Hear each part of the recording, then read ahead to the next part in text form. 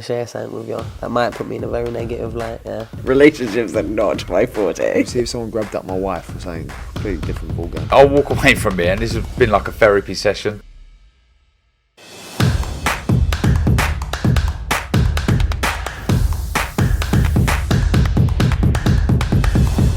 Razaban here for IFL TV, proudly sponsored by Everlast Fight Week. Natasha Jonas, boxer, Sky Sports, The Omen, Spencer Oliver. How are we doing? Yeah, I'm all good, mate. All good as always. I love being in Manchester. It's a real fight city, isn't it? So yeah, looking forward to Saturday night, man. And obviously we got the Hitman back as well. So against Marco Antonio Barrera. So yeah, listen, it's going to be a great night of boxing. Let's start top of the bill. Natasha Jonas, another world title. Yeah. An incredible year for her. I think she's probably been the most successful boxer, let alone female, but boxer in this last kind of 12 months. Yeah, she is, and she's boxing Marie-Eve Dicaire.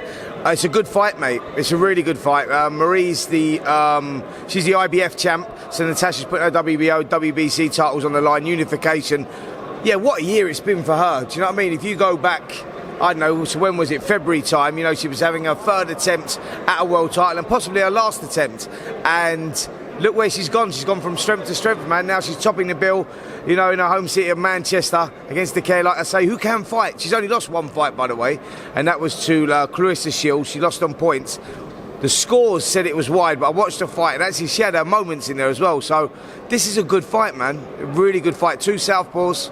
But yeah, looking forward to it. We always get it with the girls, don't we? Like the girls have, like, you know, in these shit times that we've been going through with, you know, politics and fighters and fights falling through, and, you know, the Conor Benn fiasco and whatnot. You know, you just felt like we're never getting these fights that we've been craving for, and the girls have just been delivering. That show that they done at the O2 was a massive moment for women's boxing, for women's sport as well. And then you get like Natasha Jonas, you know, topping the bill here. So it's really good. Boxing's evolved. Women's boxing's evolved. I was with Natasha last week in the gym, and I said, listen, if you had an option, Katie Taylor, Clarissa Shields, will you take it? And she goes, absolutely. She wants to avenge that loss to Katie Taylor, but she goes, Clarissa Shields is absolutely a fight that she will take. Yeah, that's what I'm saying. That's what I love about women's boxing as well, as in the way they jump through the weights. Do you know what I mean? She could be boxing Katie Taylor down at lightweight, or Clarissa Shields up at super welter, possibly even middle. You don't even know. So like, it's just mad, man. But like, they're two great fights. You know, I think the Katie Taylor fight that she had with Katie Taylor, that was touch and go for, you know, about 10 rounds. Katie just nicked it just down the back stretch, but it was a close fight, great fight. And then Clarissa Shields, you know, we've seen what she's all about. She's the GOAT of women's boxing. I'd love to see that with Tash, because Tash is like, she's good, man. She's really good, and she's heavy-handed as well. Southpaw, whacks with that hook. Yeah, I'd like any of them. Dalton Smith, obviously Sky Boxer won the purse bids for Dalton to come over. Obviously Dalton, I know Match Media trying to make him that star. He sold 6,000-7,000 tickets in Sheffield, I think, back in August. A future star, a great fighter, loads of potential, and Sky have got him on their platform for this fight. Yeah, it's a great fight as well, you know, because Casey Benjamin can fight. He's massively improved, and he can fight, man. He's heavy-handed as well. Stylistically, I think this could be fight of the night, if I'm honest, because, you know, Dalton's like 12-0, 10 KOs, you know, and he's highly touted as one of the best prospects in the country right now. And you know, I think this is a great test for him. We'll find out a lot more about Dalton Smith and just how good he is. But speaking to Casey, you know, yesterday, kid's up for it, man. You know, he sees this as a massive opportunity for him. You know, he can really elevate his career to another level. So, yeah, it's a good fight. It's a good fight. Obviously, Smith will start the favourite because, you know, he's done nothing wrong so far and he has looked sensational. But like I say, Casey Benjamin, he can fight, man, and he's massively improved. Fraser Clark got a lot of criticism in his last couple of fights due to opponents pulling out, bringing opponents in last minute, but Kamil Sokolowski is no walkover. No, Sokolowski is one of those guys, you look at his record and you think, that's pretty shit, but actually he turns people over, man. You know, he beat George Fox, who's Don Charles's son. What he does, Sokolowski, is he's one of those fighters that if he feels that he can grow into it, if he starts believing in himself, he makes things really, really difficult. It's a good fight for Fraser, actually. It's by far his best opponent. Like I say, if you look down the record of Sokolowski and look at some of the names he's beaten, you go, this kid can fight. He's not bad, man. He's very, very tough. So, again, that's a good fight. You mentioned him earlier, the hitman, Spence. You know, the last few weeks we've been talking about Chris Eubank Jr.'s weight, coming down to 157, etc., etc. We'll come on to that a bit later. Yeah. But how the hell does Ricky Hatton continuously do this all the time? Did it throughout his professional career, and even now, the amount of weight that he's lost. Do you know what? It's just lifestyle, isn't it? It's lifestyle and how you look after yourself. And Hatton, when he gets, when he's got something to focus on, that's why I love this fight for so many reasons. People asking, is Ricky Hatton, why is he coming back? Is he skin? I go, no, of course he's not skin. Loads of money. It's not about that. I say it's about focus and discipline, and Ricky needs that in his life, And look at the transformation. Geezer looks 10 years younger.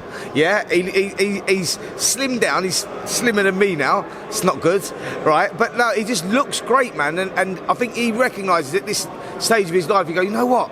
It's lifestyle, mate. I feel good. I look good. Do you know what I mean? Like, it's mad, mate. I was like, we was only up here a few months ago, and you see Ricky, and you just look at the transformation now, and you just go, fair play, man. And I hope that he just continues with that. He's boxing Barrera, who's another, boxing legend, who's been in so many memorable fights. A guy that I was actually going to fight back in the day, actually. He was around at the time when I was boxing. So it was always an opponent that I was looking at. And, to see them two getting in there, and it's going to be a little exhibition. And if people think it's going to be anything but that, they're going to be very disappointed. What you're going to get from this fight is looking at two boxing legends making comebacks, doing the ring walks, having a little move around, and it is what it is, And if you can appreciate it for that and go, wow, it's nice to see them getting back in there and seeing that they've both got themselves back in shape, then that's what it is, man. It's it's good. I'm loving that, and I'm loving the fact that you can get that fight for free. So if you buy a ticket for this boxer show, Natasha Jonas, Dalton Smith, Fraser Clark, and all the good names on the undercard, if you buy a ticket for that, boxer.com, by the way, and there's still a few tickets left, and I don't benefit from this. Just letting you know, there's still a few tickets left. If you go on boxer.com, you're getting the Ricky Hatton fight for free. So that show starts as a separate show after that show, but in the same venue. So value for money, mate. Spence, over the last, as you mentioned at the beginning of the interview, the politics in boxing over the last couple of weeks, you've had your say. TalkSport have had a lot to say. Simon Jordan has had a lot to say. No one ever thought him and Eddie will be going back and forth. And I know you've got this new program that you do with Simon, which I have watched every episode of. But what is that situation at the moment with Eddie and Simon? I sort of like, listen, I think it's been put to bed, I think Eddie's had his say, Simon's had his say, and it is what it is, I think that, there was a little bit of back and forth there, but it was all about, really, the eye of the storm was Conor Benn, wasn't it? And that's what it was about, and that seemed to be getting lost in all this other stuff going on around it. We go, no, let's get back to the focus of, this Conor Benn situation, this Chris Eubank situation, and I think that, there was just things going on around it that were maybe taking the attention away from that. But Simon's very opinionated, and he's entitled to his opinion, and all he was saying was, give us the answers. Why are we not getting the answers that we need? Because we're hearing, give Conor a chance to prove himself and all that. Well, we have given him a chance, and we're still none the wiser. We still don't know. He failed 2 tests, and we need to know what it is. And it's still pretty uncertain, if I'm honest, isn't it? Because it's sort of like gone quiet, and we've not really heard any more about it. So I don't know what the current situation is with Conor. I saw the WBC have said that they're not reinstating him into their rankings, because I think that they wanted Conor put back into those rankings. But obviously, until they get the answers they need, until these things, this can't be resolved. And that's pretty much where we're at now. And I think that, like I say, Eddie had his say, Simon had his say, and it is what it is. Eddie wanted Simon on his podcast. Simon said, come on, TalkSport. And I don't know where we're at with it right now. So, yeah. I think Eddie wanted it in the ring. Eddie called him out as well. That would have been fun, wouldn't it? I think even Frank the Tank Smith called him out as well. You could train Simon. Well, I trained Frank, Do you know I trained Frank? For his exhibition, yeah? Yeah, for his fight. When he boxed George from Gogglebox many years ago, white collar thing. Yeah, it was wicked. So I trained Frank. We had a real good bit of fun with that. And I actually said to Simon, do you want me to get you in shape for this one, mate? You might need this, because Eddie's got a little bit of experience, Eddie's got some hands. And Simon's like, I'm not entertaining that shit, mate. I'm not going down that road. Let's just get this. Let's not take the focus away from what we're really talking about. So, yeah, that's where we was at.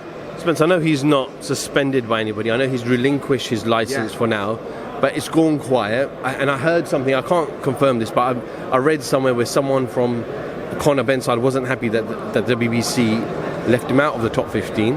because they felt that he wasn't suspended, he wasn't banned, and it was baseless. But you're right, it has gone quiet over the last couple of weeks. So what is actually happening? What do you know? What's the inside info? Well, that's it. We don't know anything. Like, you know, from where we left it off, there's no answers. So the WBC have made that decision to take him out because of the 2 failed tests. Yeah, because of the 2 failed tests from VADA. That's why the WBC have taken him out. I think because they're saying, well, until you prove you're innocent, we can't have someone that's failed 2 tests in the rankings. So it makes sense. Do you know what I mean? There's no one that would want Conor to prove his innocence more than me. Like, I've got a lot of time for Conor, always have done, but the facts are the facts. We knew what was going on. We saw what Chris Eubank looked like making the weight that he was making, and it all seems a little bit unfair, mate. So, you know, we need to get to the bottom of it, and we're still not. You know, he did those interviews with those, I think it was the Times and the Sun, he did where he opened up, and there were images of him obviously looking very distraught and very emotional, because obviously he is probably going through a tough time behind the scenes, and we absolutely understand that, because we don't know the facts. We don't know if he intentionally took them. Did someone else provide them? Was it contamination? We don't actually know. But surely someone needs to take a hold of this now, and so we in the box industry know what exactly is going on. This is my point, right? So I'm going, why is this taking so long then, right? Because if you're innocent, what's going down, G? If you're innocent and you want to prove your innocence, you say, give me the fucking B sample. Where's the B sample? Give me the B sample.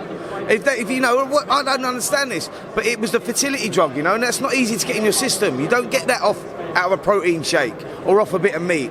You know what I'm saying? So where does this contamination come from? That's the answers that we need, and so we just doing this as a job, right? And with the facts that are presented on the table, you go, you have to prove your innocence, mate, because at the moment you're guilty, and until then you have to prove your innocence, but it's taking too long, you know. So, you know, there may be people that are upset that, you know, that you're not giving Conor a fair shot or whatever. You go, well, fuck me, mate, it's been a while now and we're still none the wiser, so it is what it is.